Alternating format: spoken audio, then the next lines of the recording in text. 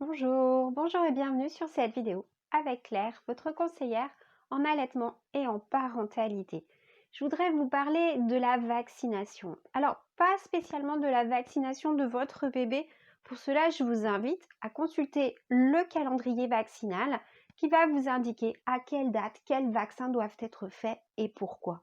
Vous allez voir en découvrant ce calendrier vaccinal que les premiers vaccins arrivent en général vers l'âge de 2 mois. Ça veut dire qu'entre sa naissance et ses 2 mois, et même ses 3 mois, parce qu'avant que ce soit efficace, eh bien, il faut attendre un petit peu. Donc, entre sa naissance et ses 3 mois, votre bébé ne sera pas protégé.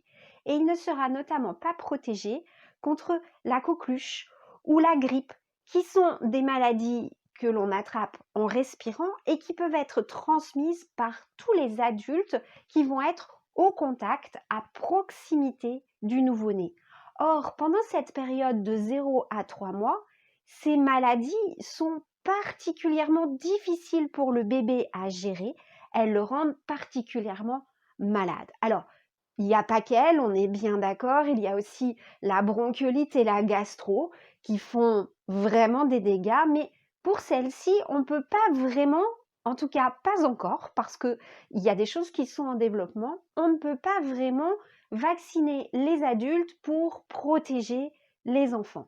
Alors, les professionnels de crèche, par exemple, tous les professionnels de la petite enfance, ou même des services de maternité, se vaccinent contre la coqueluche et contre la grippe pour protéger les enfants dont ils vont s'occuper. Et vous, parents, grands-parents, assistantes maternelles, eh bien, vous pouvez faire la même chose. C'est-à-dire que vous pouvez vous assurer que vos vaccinations sont à jour avant la naissance du bébé afin de le protéger contre ces maladies. Par rapport à la coqueluche, les dernières recommandations vont même plus loin puisqu'elles consistent à vacciner la maman sur la fin de sa grossesse pour qu'elle développe les anticorps contre la coqueluche et qu'elle les transmette à son bébé avant l'accouchement pour que celui-ci naisse équipé des défenses qui lui permettront de lutter contre la coqueluche.